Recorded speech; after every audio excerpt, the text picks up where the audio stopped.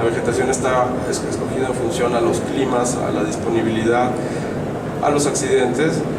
Por ejemplo, en Egipto, el desbordamiento del Nilo y esta agua que cubre de repente por pocas semanas el terreno, cuando el río se desborda, se usa para la agricultura y también se usa para la jardinería. Tenemos estos jardines, si se fijan, súper organizados, ordenados, estructurados, parecería casi un jardín francés racional. Esto se ve en Egipto. Y esta es una maqueta que se descubrió en Egipto, una casa con las columnas atrás y el jardín como parte esencial de la composición. Estamos hablando de los dos.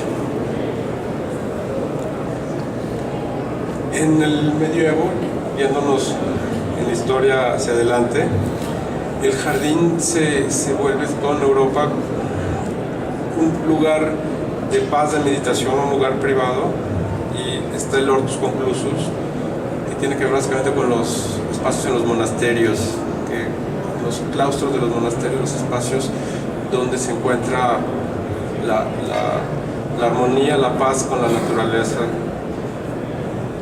Tiene que ver con un refugio, justamente. Que es muy interesante, son Hortus Conclusus, una reinterpretación del Hortus Conclusus contemporáneo. Esto lo hizo Peter Zumthor, el arquitecto suizo, premio Pritzker, famosísimo, en combinación con un jardinero que se llama Piet Adolf, un jardinero holandés. Lo que hacen esto es en Londres, en el pabellón que se hace anualmente en la Serpentine Gallery. Cada año hay un pabellón de un arquitecto de firma. Lo que hace Zumthor en este caso es crear un Hortus Conclusus y hace la arquitectura, de cierta manera, limita, confina, es muy cerrada, hermética hacia afuera. Se ven las grandes paredes como si fuera un claustro contemporáneo, y adentro se recrea el Hortus Conclusus, el jardín, a la manera de monasterio anterior. Esta frase me gusta mucho, que tiene que ver con todo esto que hablamos. Dice: en un buen jardín el mundo puede encontrar, como por arte de magia, un orden feliz. Si yo fuera filósofo, me atrevería a decir un sentido. Este es un libro excelente de este jardinero islandés, emigrado a Inglaterra, y a lo que se dedicó toda su vida básicamente fue a hacer su jardín. Tenía una propiedad de varias hectáreas y se dedicó a hacer y a transformar ese lugar en un gran jardín que desafortunadamente no existe hoy en día. Este libro se encontró hace poco en unos apuntes en una biblioteca, se llama El Jardín Perdido, y son ensayos que tienen que ver con jardinería y paisaje de esta persona. Es una de las frases claves del libro. Y luego, bueno, no podíamos omitir al jardín francés y al jardín inglés. Estamos hablando de siglo XVIII-XIX, esta época racional francesa, el siglo de las luces de Descartes, que les enseñaba cómo el racionalismo rige, y Capability Brown, el gran jardinero inglés. Pues aquí tenemos el jardinero racional. Desafortunadamente tenía dos videos también aquí, ¿no? de las obras, no se van a poder ver, pero bueno, es los jardines de Vaux-le-Vicomte que están al sur de París, que era la casa del ministro de finanzas del rey, de Luis XIV. Y está aquí el cliente, es muy importante, el jardinero se llama André Lenotre, que fue el mismo que hizo Versalles y los grandes jardines más importantes de la época, y el arquitecto que hace la casa del ministro de Finanzas, que es Louis Le Beau. Este lugar es, según los conocedores, mucho mejor que Versalles, y estos fueron los protagonistas. Lástima, aquí estaba el video, no lo podemos ver, pero busquen Vaux-le-Vicomte, ahí viene el título. ¿Verdad?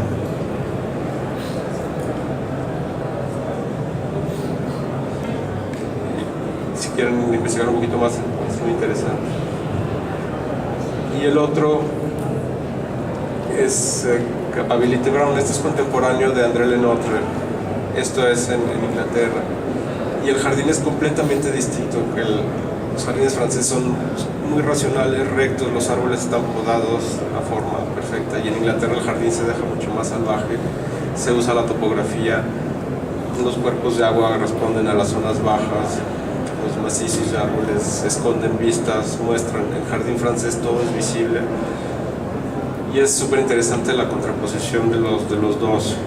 Bueno, también les recomiendo mucho Capability Brown y que puedan investigar sobre su obra. Este era un extracto documental. Y vamos pasando a otro tema que es el jardín conceptual. Esto ya tiene que ver más con el mundo contemporáneo, con las vanguardias artísticas influyendo directamente en el espacio paisajístico, en el jardín en este caso. Y bueno, seguramente habrán conocido, escuchado, visitado tal vez algunos Xilitla en San Luis Potosí. Este es un lugar interesantísimo, está a unas pocas horas de aquí, que lo hizo Edward James, que fue un hijo ilegítimo del rey de Inglaterra, muy amigo de los surrealistas, Magritte, de Salvador Dalí, de Luis Buñuel, de esta gente.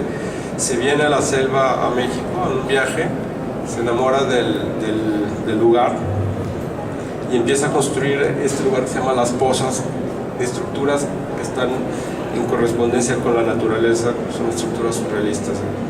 Entonces les llama folies. Y se van creando este tipo de cosas en medio de la selva, ¿no? Los árboles se los comen. Los pasadizos son interesantísimos. Este es otro jardín conceptual. Son jardines diseñados en base a conceptos fuertes. Tienen que ver con arte muchas veces o con cuestiones astronómicas. En este caso se llama Jardín de la Especulación Cósmica. Esto está en Escocia. Es un jardín que abre una sola vez al año. Es de un privado, de un particular, se llama Charles Jenks. Y una vez al año lo abre al público. El jardín tiene que ver toda una serie de simbolismos cósmicos, un poquito como lo que veíamos de Stonehenge, ¿no? De los guachimotones o los mayas, pero hecho contemporáneamente. Es súper interesante, ¿no? Hay muchas imágenes. Aquí tuve que ser muy esencial mostrarlo lo más fácil, ¿no? Y otro tipo de jardines que se han dado hoy en día, que seguramente los conocerán, está la sustentabilidad, es el tema principal aquí. Entonces había que tocarlo, y buena parte de un concepto importante en la sustentabilidad son los jardines de techo, ¿no? Entonces esto no es nuevo, esto ya existe desde la Italia renacentista, ¿no? En esta torre de Luca, aquí en Grecia, estos roof gardens. Hoy en día la tecnología ha permitido hacer cosas ya mucho más arriesgadas, más nuevas. Este es el Bosco Vertical en Milán. El año pasado se concluyó. Parecería un edificio ficticio, pero es un edificio real. Jardines en los balcones, en la azotea, obviamente con unos sistemas de riego, de captación pluvial, pues muy avanzados. Funciona la tecnología directamente, pero tenemos estos jardines de esta naturaleza también. Y bueno, y el último tema, que es el paisaje y la ciudad. Nos vamos de la escala de jardín a la escala urbana. Yo buena parte de mi actividad ha sido proyectos urbanos. Y bueno, vamos a ver de dónde sale y por qué. Hablamos del modernismo, del urbanismo y de cómo la ciudad, el espacio se vuelve abstracto desde un espacio concreto, y esto tiene que ver mucho con la filosofía del modernismo. Básicamente los congresos de arquitectura y urbanismo, los CIAM, donde se juntan Le Corbusier, Mies, todos los grandes pensadores de la arquitectura, se toman las bases. La ciudad contemporánea, con comparación a la ciudad histórica, tiene una cuestión muy clara, que es se separan los usos, vamos a decir los usos de suelo, concepto urbano, y se diversifican. Antes teníamos una ciudad compacta con los usos compartidos, había viviendas, talleres, comercios juntos, y en el urbanismo contemporáneo se separan todos. Y bueno, se generan este tipo de proyectos, como demoler varias hectáreas de París para poder hacer las torres, ¿no? Las torres exclusivamente de vivienda. Esto es Le Corbusier en el Plan Voisin. Y bueno, vemos que ciudad tiene que ver con la palabra, la etimología con la palabra querer, y urbanismo viene directamente de ciudad y tiene que ver directamente con la vida humana. Y vemos que el urbanismo hoy en día está muy lejos de ser algo querido y algo que tenga que ver con la vida humana, ¿no? Entonces encontramos esto, las barreras de separación, Israel-Palestina, lo podemos ver en nuestras ciudades también con los fraccionamientos amurallados, con las repeticiones infinitas de monótonas, vivienda tras vivienda, los espacios que una vez eran verdes se los termina comiendo la mancha urbana también, las repeticiones infinitas de patrones que pudieran estar en cualquier lugar, en cualquier contexto, sin tomar en cuenta su fisonomía, ¿no? Este libro es muy interesante, que es un filósofo urbanista francés contemporáneo, Marc Augé, se llama Los no lugares. Justamente los lugares, al contrario, tiene características, son identificatorios, relacionales, históricos. El no lugar es todo lo contrario, no se identifica uno, no se pueden hacer relaciones, no hay historia. Pues aquí tenemos dos tipos de no lugares. Las ciudades están llenas hoy en día de no lugares, por eso lo traemos aquí. Y bueno, el urbanismo tiene otra cara, y la misma ciudad moderna con todas sus problemáticas se ha dado cuenta de que no hay que ir por ahí.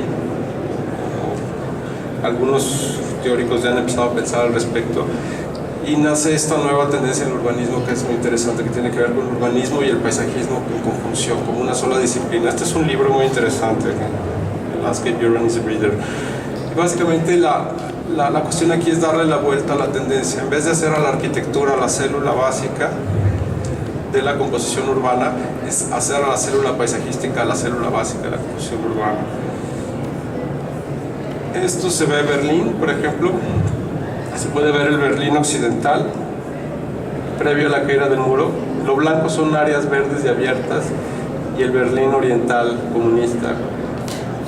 Áreas verdes abiertas son dos planos, dos urbanistas, área construida. Quiere decir, el Berlín occidental es una sucesión de espacios verdes, bulevares, corredores, parques, bosques urbanos.